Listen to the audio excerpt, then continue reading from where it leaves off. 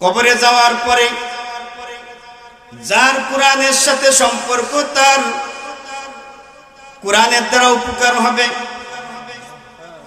কবরে যাওয়ার পরে যার আলেমের সাথে সম্পর্ক আছে, সুসম্পর্ক আছে, তার আলেমের দ্বারা উপকার হবে।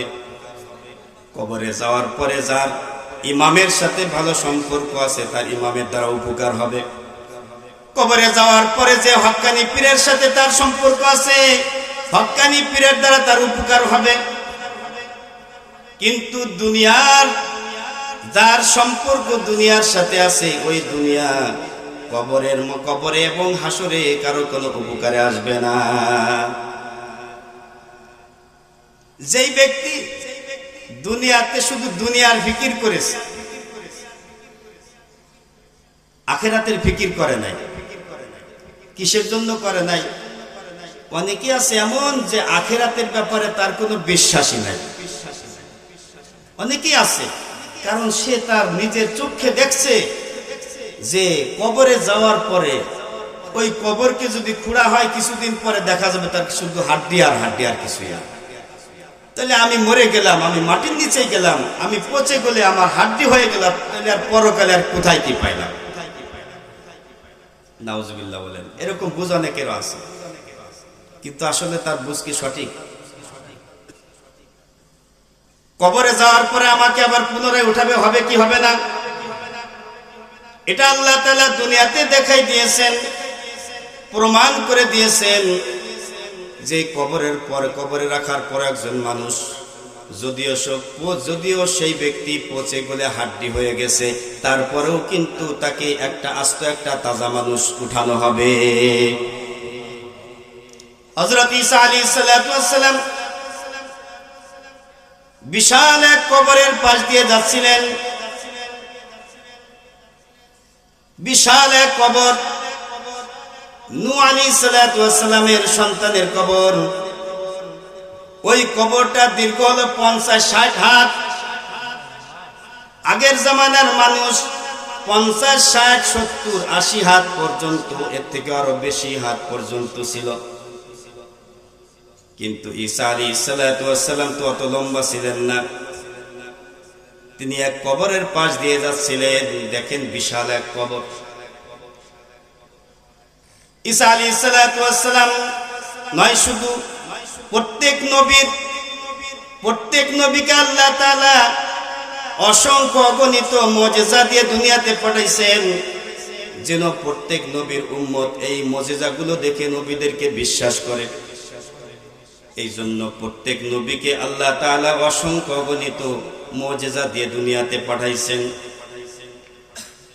হযরত ঈসা আলাইহিস সালাতু ওয়াস সালামের মুজিজা ছিল, অনেকগুলো মুজিজা ছিল। ঈসা আলাইহিস সালাতু ওয়াস সালামের কিছু মুজিজা ছিল।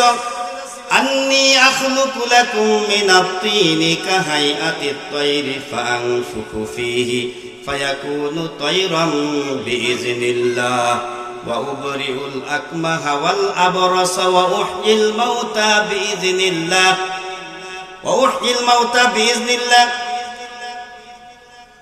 অনেক ঘটনা আছে, ঘটনা বলা উদ্দেশ্য না। অনেক অসংখ্য অগণিত ঈসা আলাইহিস সালাতু ওয়াস সালামের মুজিজা ছিল।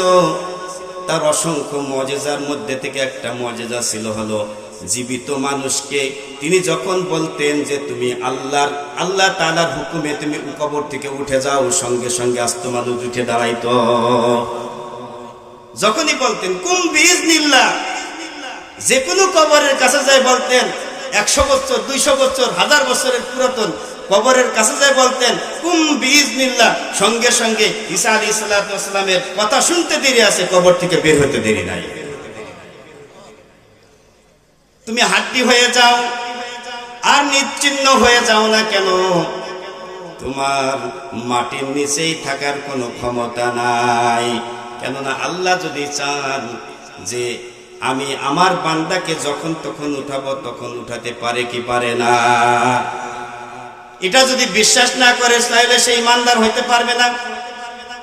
কারণ ইমানে মুফাসসালের ভিতরে আছে আমানতু বিল্লাহি ওয়া মালাইকাতিহি ওয়া কুতুবিহি ওয়া রুসুলিহি ওয়াল ইয়াউমিল আখিরি ওয়াল কদরি খায়রিহি ওয়া শাররিহি মিনাল্লাহি তাআলা ওয়াল বাসি বাদাল মাউত।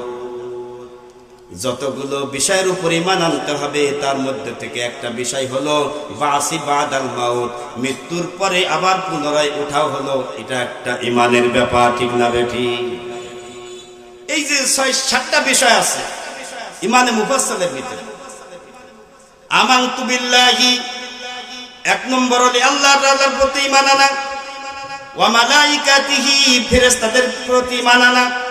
আমরা আল্লাহরে দেখছিনি, ফেরেশতারে দেখছিনি, তারপরও কি করতে হবে? বিশ্বাস করতে হবে, ঈমান আনতে হবে যে আল্লাহ তাআলা আছে, ফেরেশতাদেরকে আল্লাহ তাআলা বানাইছে, ফেরেশতা আছে। শুধু ফেরেশতা আছে যেখানে সেখানে নাই, আমাদের সাথেও আছে না নাই? আমাদের সাথেও ফেরেশতা আছে। আল্লাহ তাআলা প্রত্যেকটা বান্দার হেফাজতের জন্য, সংরক্ষণের জন্য আমার সামনে, পিছনে, ডানে বামে, উপরে এবং সব জায়গায় আল্লাহ তাআলা আমাদের জন্য পাহারাদারির জন্য আল্লাহ তাআলা ফেরেশতা নিযুক্ত করে দিয়েছেন। সুবহানাল্লাহ। এই জন্য মোহতারাম হাজিরিন, একজন মানুষ যদি একজনকে হত্যা করতে চায়, সে কখনোই কোনো মানুষকে হত্যা করতে পারবে না, কারণ আল্লাহ তাআলা পাহারাদার নিযুক্ত করেছেন। এই জন্য যখন তখন চাইলে একজন মানুষকে হত্যা করে দেওয়া যায় না, একজন মানুষকে বিপদে ফেলা যায় না। যতক্ষণ পর্যন্ত আল্লাহ তাআলার নির্ধারিত সময় না হবে, যতক্ষণ পর্যন্ত আল্লাহ তাআলা পাহারাদারদেরকে সরাই না দিবে, ততক্ষণ পর্যন্ত একজন মানুষকে একটা পিটান, একটা থাপ্পড়ও দিতে পারবে না, ঠিক না বেঠি? কারণ কিসের জন্য পারবে না? পাহারাদার নিযুক্ত আছে। এই জন্যই মোহতারাম হাজরিন,